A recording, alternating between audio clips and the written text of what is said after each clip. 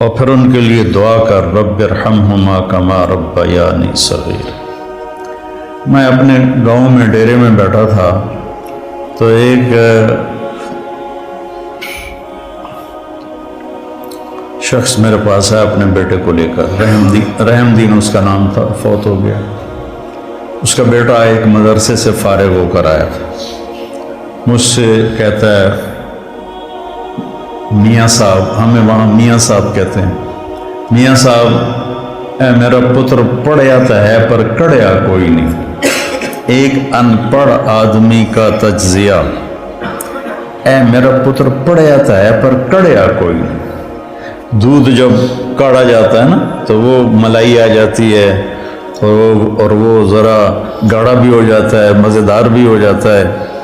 تو ہمارے بچپن میں اتنے بڑے بڑے گڑھوں میں سارا دن دودھ کے نیچے اپلے وہ جلتے رہتے تھے اور وہ اتنی بڑی ملائی کی طے اس پہ آتی تھی اور پیلا زرد ہو جاتا تھا، تو وہ بہت پسند کیا جاتا تھا پینے میں بھی، اس کی ملائی کھانے میں۔ تو جو آدمی ایک اچھے کردار والا بن جاتا تھا تو اسے کہتے تھے میاں کڑے ہویا ہے۔ اب سمجھ گئے یہ مثال؟ اے میرا پتر پڑھیا تا ہے پر کڑیا کوئی نہیں۔ میں کہوں کیوں ہے کہ ان تا ماں پیو نال گل کرن دا ہی ول نہیں آتا، اسے تو یہ نہیں پتا کہ ماں باپ سے بات کیسے کرنی، اتنی بدتمیزی سے بولتا ہے۔ تو یہ کوئی مٹی تے سو پڑھ کے آیا، تو میں تم سے یہ نہیں چاہتا ہوں کہ تم جاؤ تو تمہارے ماں باپ کہیں پڑھیا تا ہے پتر پر کڑیا کوئی نہیں ہو۔ تم اپنے ماں باپ کے سامنے وخفض، جھک جاؤ، لہما جناح الذل من الرحمہ، محبت سے، جبرن نہیں، محبت سے، اور دل سے یہ دعا کرو رب ارحمہما کما ربیانی صغیر۔ جب سے میرے ماں باپ فوت ہوئے، 88 میں میرے والد فوت ہوئے، میں نے 10 نفل شروع کیے ان کے لیے۔ 2001 میں والدہ فوت ہوئی، اب ان کو بھی 20 سال ہو گئے، 21 سال۔ میں دونوں کے لیے 20 رکعت نفل روزانہ پڑھتا۔ میں بیمار ہو جاؤں تو الگ بات ہے، سر میں درد ہلکا پھلکا ہو تو میں پڑھتا ہوں، شدید ہو جائے پھر رہ جاتا ہوں۔ تو میں 1000 نفل بھی روزانہ پڑھوں تو میں والدین کا حق ادا نہیں کر سکتا۔ ایک شخص آیا، حضرت عبید اللہ بن عمیر تابعین میں سے ہیں، کہ جی میں نے خراسان سے اپنی ماں کو کندھے پہ بٹھایا اور مکے تک لا کے سارا حج اس کو اپنی کمر پہ بٹھا کے کروایا، میں نے ماں کا حق ادا کر دیا۔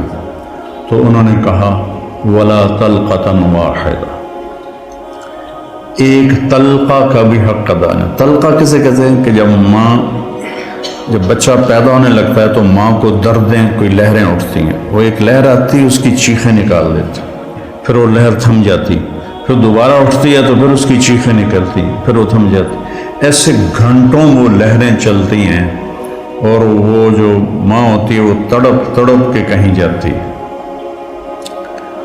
تو وہ جو بے شمار دردوں کی لہریں اٹھتی ہیں، تو انہوں نے فرمایا ابھی ایک درد کی لہر کا حق بھی ادا نہیں ہوا، ولا طلقۃ واحدہ، ابھی ایک کا حق بھی ادا نہیں ہوا۔ ایک شخص نے اپنی ماں کو حج کرایا پیدل، اور طواف میں تھا تو عبداللہ بن عمر نظر آ گئے، تو طواف سے فارغ ہو کر کہنے لگا جی میں نے ماں کو پیدل حج کرایا ہے، اور کافی لمبا سفر ہے، اور وہ سب پہاڑ تھے، نہ سرنگیں تھیں نہ راستے تھے، پہاڑ تھے۔ تو میں نے ماں کا حق ادا کیا، تو ان کا ولا زفرۃ واحدہ، کہ تیری ماں تجھے اٹھاتے ہوئے تھک تھک کے جو لمبے سانس لیتی تھی، یہ زفرہ ہے، کبھی ایک سانس کا بھی حق ادا نہیں۔ حضرت عمر کے پاس ایک شخص آیا، جی جیسے میری ماں نے میرے کپڑے دھوئے میں دھوتا ہوں، میرے پخانے دھوئے پخانے دھوتا ہوں، پیشاب دھوئے پیشاب دھوتا ہوں، مجھے کھانے کھلائے میں کھانے کھلاتا ہوں، میں نے ماں کا حق ادا کر دیا۔ تو حضرت عمر نے کہا نہیں۔ کہا کیوں؟ کہ وہ جب تجھے پالتی تھی نا، تیرے پیشاب پخانے دھوتی تھی، تیری زندگی کے لیے دعا کرتی تھی، اور تو جب اس کے لیے یہ مشقت اٹھاتا ہے تو کہتا ہے یا اللہ جلدی بولا، اللہ تھک گیا، تو نے ماں کا حق ادا نہیں کیا۔ تو کہنا میرے نبی نے تمنا کی، میری ماں مجھے پکارتی تو میں نماز کے اندر کہتا لبیک۔ تو بچوں، آپ ابھی بچے آپ کے ماشاءاللہ والدین زندہ ہوں گے انشاءاللہ، اللہ خیر کرے، کسی کا فوت بھی ہو جاتا ہے تو اللہ کی تقدیر ہے۔ تو یہ میرے رب کا ایک اس کو اتنا دہرایا اللہ نے، پورے قرآن میں دہرایا ہے، پورے قرآن میں دہرایا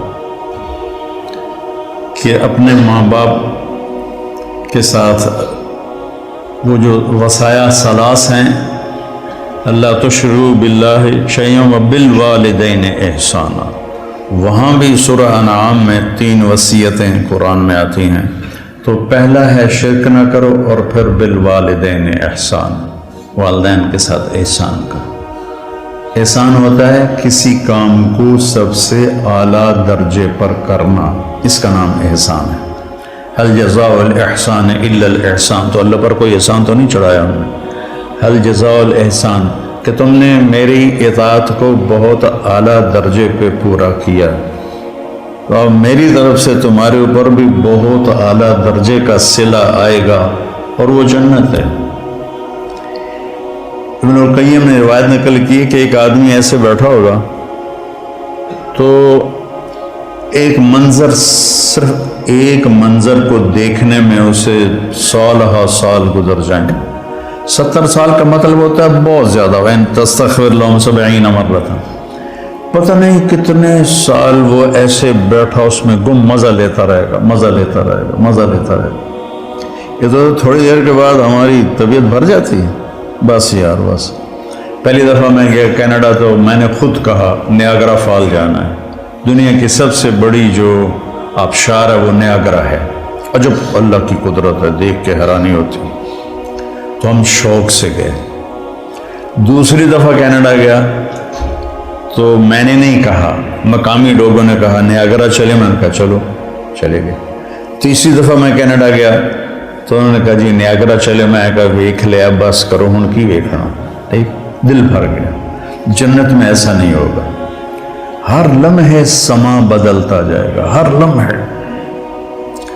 هل جزاء الاحسان الا الاحسان، تو لہذا اس میں گم ہو کے مست ہو جائے تو اللہ کہیں کہ میرا بندہ ایک ہی چیز میں گم ہو گیا، اسے کوئی اور مزہ کراؤ، اس کوئی اور مزہ کراؤ، تو ایک دم اس کے کندھے پہ ہاتھ لگے گا ایسے، جو یوں مڑ کے دیکھے گا تو ایک لڑکی ہوگی اس کو دیکھتے پورا یوں مڑ جائے گا،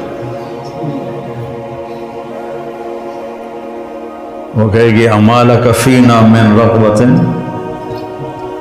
آپ کو ہماری کوئی ضرورت ہے؟ ارے میں قربان جاواں، ضرورت تو بڑی ہے۔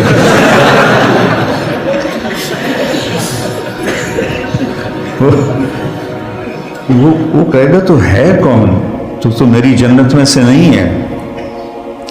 تو وہ کہے گی انا من اللواتی قال اللہ تعالی ولدینا مزید، میں ان میں سے ہوں جن کے بارے میں تیرے رب نے کہا ہے صرف ایک دفعہ دینے کے بعد بس نہیں کروں گا، ولدینا مزید، دیتا ہی جاؤں گا، دیتا ہی جاؤں گا، دیتا ہی جاؤں گا۔ الجزاء الاحسان الا الاحسان، تو وبالوالدین احسان کہا ہے، خدمت نہیں کہا، اچھا سلوک نہیں کہا، سب سے اعلیٰ درجے کا جو سلوک تم کر سکتے ہو کرو۔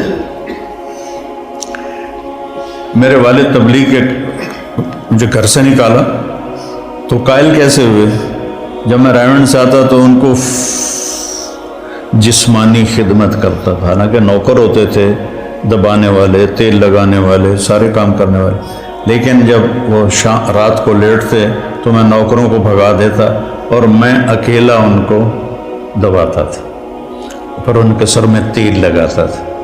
اس خدمت نے ان کے دل کو رام کر دیا، کیونکہ پہلے میں ذرا گستاخ تھا، بدتمیز تھا۔ تو گھر میں جو دعوت ہے وہ اخلاق سے چلتی ہے، وہ یہ نہیں کہ آپ بیوی کو بٹھا کے دعوت دینا شروع کر دو گے، بیگم دنیا فانی ہے،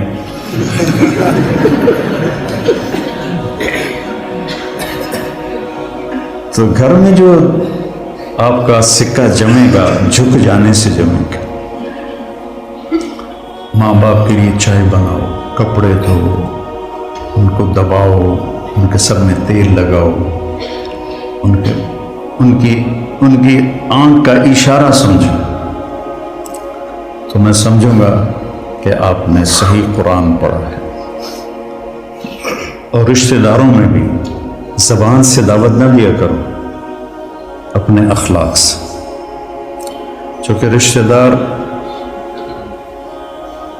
سب سے مشکل ہوتا ہے تعلق قائم کرنا رشتہ داروں. جب تو اللہ نے اتنی آیات اتاری ہیں اور اتنی احادیث ہیں، تو اس میں سب سے مشکل ہوتا ہے رشتہ داروں سے تعلق قائم کرنا. وہ رویے ٹکراؤ ہوتا ہے. تو اس میں آپ کے اخلاق، آپ کی تواضع، آپ کی عاجزی، کوئی ان میں سے بدتمیزی کرے تو آپ کا برداشت کرنا عموماً، اور والدین خاصہ. لیکن اس میں ایک بات کی احتیاط رکھنی ہے کہ کل کو اللہ آپ کی شادی کروائے تو شادی بیوی کے معاملے میں احتیاط کرنی ہے. آپ کے ماں باپ کا آپ پر پورا حق ہے، لیکن آپ کی بیگم پر ان کا کوئی حق نہیں. میں بچیوں سے بھی کہتا ہوں کہ تم اپنے ماں باپ کو چھوڑ کے آ گئی ہو، اب اپنے خامد کے ماں باپ کو اپنے ماں باپ بنا دو. اور خامد کے ماں باپ سے کہتا ہوں کہ تم نے اپنی بیٹیوں کی شادیاں کر کے روانہ کر دیا اور تمہاری حویلی خالی ہو گئی بیٹیوں سے، تو تم ایسا کرو کہ یہ جو بہو آئی ہے اس کو اپنی بیٹی بنا لو. جب اس کو بہو کی نظر سے دیکھتی ہو تو پھر تمہارے اندر حسد پیدا ہوتا ہے، غصہ پیدا ہوتا ہے.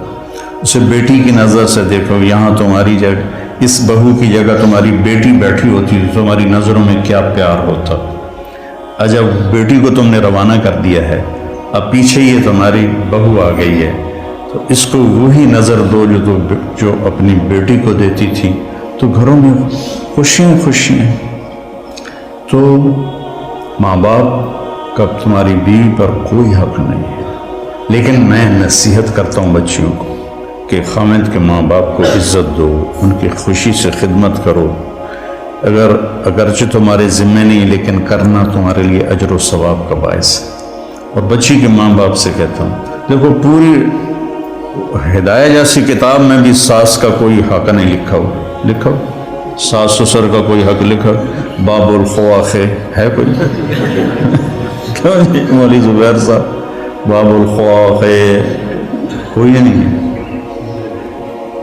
خامد اور بیوی کے حقوق، اولاد کے حقوق.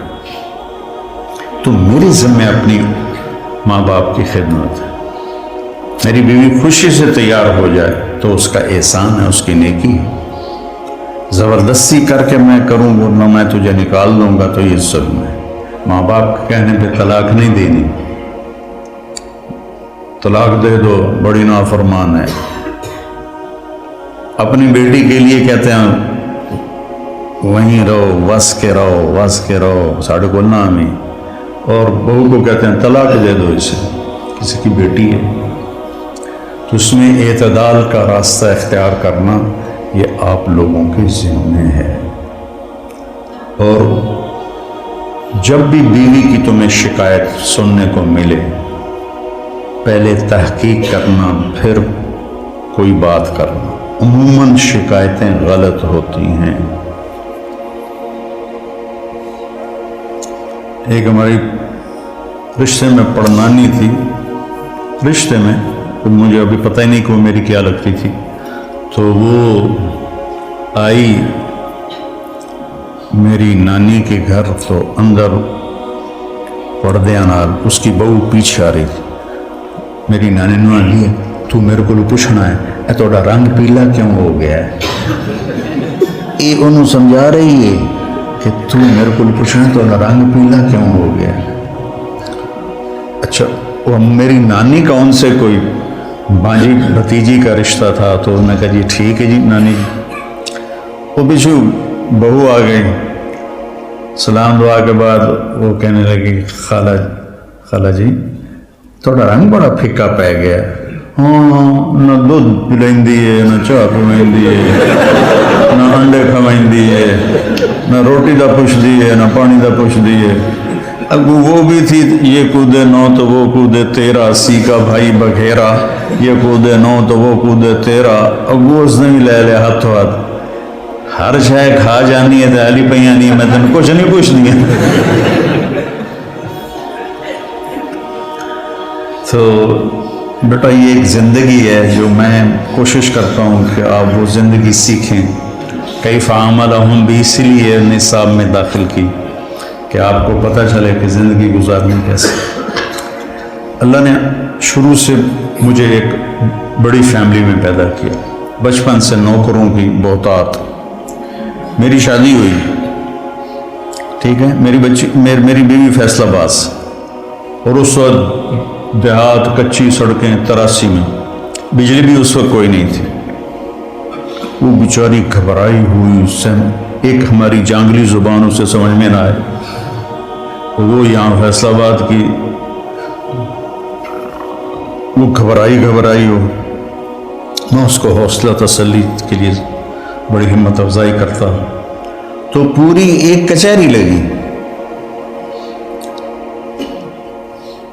پھوپھیاں ماسیاں کٹھیاں۔ اچھا، میری ماں کو میرے والد چولہے پہ نہیں بیٹھنے دیتے تھے، زیادہ سے زیادہ یہ تھا کہ وہ جب سالن پک کے آتا تھا تو وہ تقسیم کر دیتی تھی، ورنہ وہ بھی نوکرانی کرتی تھی۔ تو میرے والد اب میری ماں کا بڑا احترام کرتے تھے۔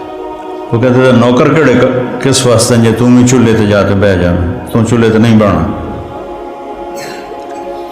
تو اب یہ میں اپنی آنکھوں سے دیکھ کے پروان چڑھاؤں۔ 30 برس کی عمر میں میری شادی ہوئی، 30 سال میں نے اپنی ماں کو دیکھا کہ وہ چولہے تے نہیں ہوندی۔ میری ماں کو روٹی بنانی نہیں آتی تھی، کدی شوق نال بنے دی تو ادھی دے جاندی کیونکہ بنائی جو نہیں۔ اب مقدمہ ہو رہا ہے، ماں تیری چولہے تے سڑدی پئی ہوندی ہے تے بیوی تیری ٹھک کے منجے تے بیٹھی ہوندی۔ یہ میرے گھر میں ہو رہا ہے۔ ماں تیری چولہے تے سڑدی پئی ہوندی ہے تے بیگم تیری ٹھک تے منجی تے بیٹھی ہوندی ہے۔ میں ہس پیا، میں کہ میری ماں کداں چولہے تے سڑی ہے؟ میں بھی تائیں جمیا، تائیں وڈو آیا، میں دسو تو صحیح میری ماں کداں چولہے تے سڑی ہے؟ یہ ہماری معاشرت ہے۔ تو اس سے آپ لوگوں نے پرہیز کرنا ہے، عدل کرنا ہے۔ الگ رہنے کا انتظام کر سکو اسبابوں تو بہت اچھا ہے، اکٹھے رہنے کا ہے تو پھر بیوی کو پناہ دو، اس کو اپنے ماں باپ کی شدت سے بچاؤ۔ بیوی میں بدتمیزی ہے تو ماں باپ کو بچاؤ۔ بعض لڑکیاں ایسی بدتمیز ہوتی ہیں، ایسی زبان دراز ہوتی ہیں کہ نہ کسی کی عزت کو دیکھتی ہیں، نہ کسی کے مقام کو دیکھتی ہیں، اور بہت ہی لمبی ایک دفعہ ساتھ 2 واقعے میرے ساتھ پیش آئے۔ ایک عورت، ایک دوست نے کہا کہ ایک خاتون آپ سے ملنا چاہتی ہیں، اس کے خامند کھرب پتی ہیں، کھرب پتی۔ ملا دو، وہ آ گئیں، 50 سال پلس ان کی عمر تھی، تو بیٹھتے ہی رونے لگی۔ ایسا ہوتا ہے ابھی پہلے کوئی دکھڑا سنائے پھر وہ بیٹھتی رونے لگی کہ لوگ سمجھتے ہیں میں بڑی خوش قسمت ہوں، بڑے مالدار کی بیگم ہوں، لیکن میں اس دولت کو کیا کروں، میرے خامند کا سلوک ہی اچھا نہیں میرے ساتھ، تو میں اس دولت کو کیا کروں۔ ٹھیک، اس سے کوئی چند ہفتے بعد میں کراچی جا رہا تھا، جہاز میں ایک نوجوان بڑا خوبصورت میرے پاس آ گیا، کہنے لگا مولانا صاحب اللہ نے مجھے سب کچھ دیا ہے، رزق دیا ہے، گھر دیا ہے، دولت دی ہے، لیکن میں اپنی بیوی سے اتنا تنگ ہوں، اس کی 30 فٹ لمبی زبان ہے۔ میں کہا 29.5 فٹ کٹ ہو جائے، باقی 6 انچ منہ چران، اس کی 30 فٹ لمبی زبان ہے۔ تو ایک بیوی کی بدتمیزی سے پریشان ہے، ایک خامند کی بدتمیزی سے پریشان ہے۔ اس لیے بعض اوقات جب بے جوڑ شادیاں ہو جاتی ہیں تو ماں باپ کہتے ہیں نبھاؤ، طلاق کس لیے ہے؟ طلاق اس لیے ہے کہ اگر خامد بدتمیز ہے تو ان کی عادت نہیں بدلے گی، بچی کو فارغ قرار۔ بچی بدتمیز ہے تو اپنے بچے کو ذلیل نہ کرو، فارغ کرا دو۔ اللہ نے طلاق اس لیے رکھی۔ تو میرے عزیزو، یہ زندگی کے اسباق ہیں جو اتنے ہی ضروری ہیں جتنے ہم باقی اسباق کو پڑھتے ہیں۔